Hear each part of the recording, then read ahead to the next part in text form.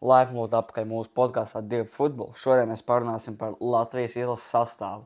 Sāc, Knut.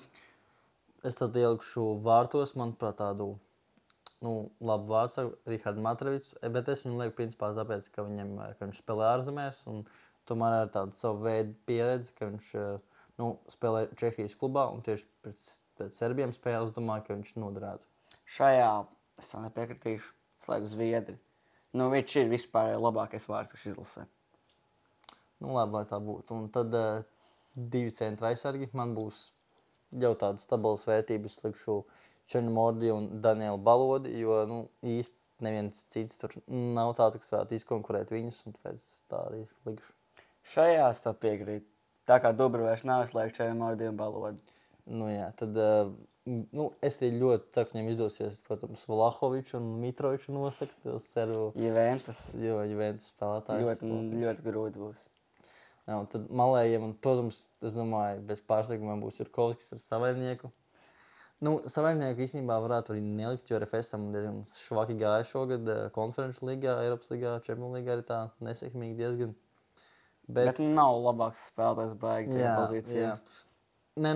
Varētu varbūt tā kā Cigaņiku likt varbūt kā malējo aizsargu. Viņam iespēr kaut kādu vingeri. Par malējo gan jau pusargu uzbrucēju, tā kā drīzāk būtu. Tad es tad likšu Savaļnieku ar Jurkovski.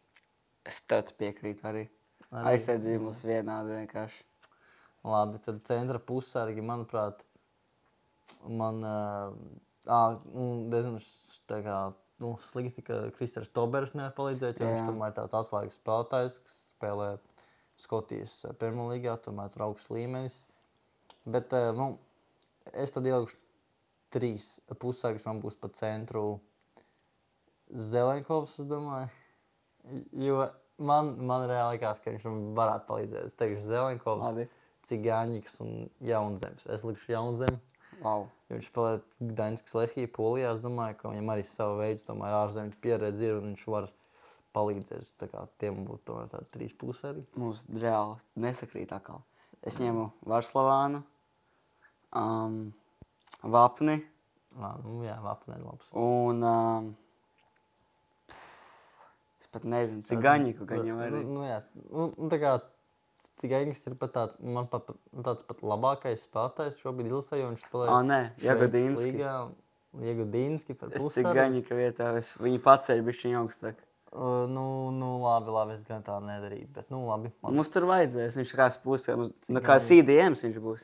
2 pussargi, viņš dropos ar CDM. Labi, lai tā būtu, ka Jagodīnski. Tas ir mans viedoklis, es reāli nepiekrītu, gan jau man neviens šajā nepiekritīs, bet šo tādu zemāku bišķiņ noiet. Ok. Es pat varu tam daļai arī piekrist, ka viņš būs vajadzīgi kādi 5 aizsargi. Tur lai tos sērbu uzbrukumus tomēr noslēpētu, vajadzētu vairāk aizsargus. Bet, un tad 3 uzbrucēji man būs reāli, es likšu Dario Šitu. Dario Šits man būs pamatā, straikerī. Es reāli viņam ticu, ka viņš var kaut ko izdarīt. Bet pa malām tad, lai cik švaks nebūtu, tomēr likšu Jāni Nikolnieku, jo tomēr tā viņam pieredze tomēr ir. Viņš arī pieredzējis spēlētājs, var tur jaunajiem tur, kā teikt, uzpihāt, kā vajag tur ātrāk, lēnāk, vai, parasti vajag ātrāk. Bet pēc Serbiem tiešām vajadzēs tādu mieru, lai ir viss kā nākās. Un tad, Šits ar Nikolnieku. Un tad otrā malā es varbūt pat ieliktu. Varbūt es kaut kā pat gribu liekt Gutkovski, bet malā. Es zinu, ka viņš malā nebūs viņš tas labākais, bet es nezinu, varbūt Daščevičs īstenībā. Daščevičs? Varbūt Daščevičs. Es pat varbūt uzticētos Daščevičam, jā. Ok, es nespēlēšu vingeriem. Bez vingeriem? Es lieku Šitu un Gutkovski pa vidu. Ok. Dropoju back Daščeviču kā CF uzbrukošo pussargu, tā kā man jau ir CDMs, kas ir aizsargojušies pussargs. Okay. Bez vingeriem. Spēles mums ar vidu. 3 stūri saspēle, atbrīvojas Gutkovskis kastē, skrienēšā. Šitam padod, Šits tukšos vārtos. Protams, ka būs viegls panākums. Schēma ir gatava. Ten Hag šeit sēž. Tikko tika sekots, Ten Hags. Tas ir Jose Mourinho.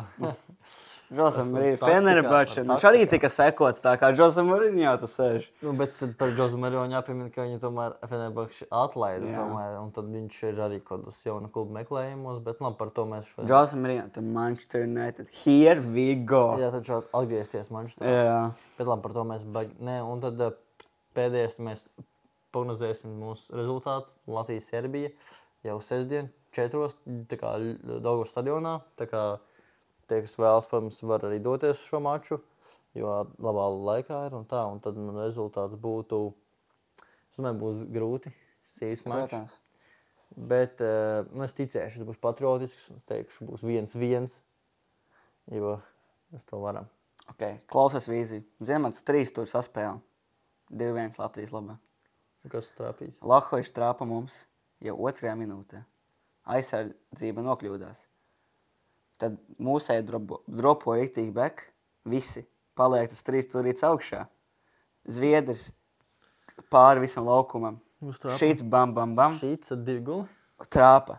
Otrais šīts, clear goals. Nu var redzēt, ka viņš mierīgi trāpīs. Paripina, Gutkovskis, Tapins. Game. Nu, ok, 90 plus 3. Latvija uzvar. Nu tevi jau totāls Jose Mourinho, bet nu labi, tad... Ajām Jose Mourinho. jā, taktikas tiešām.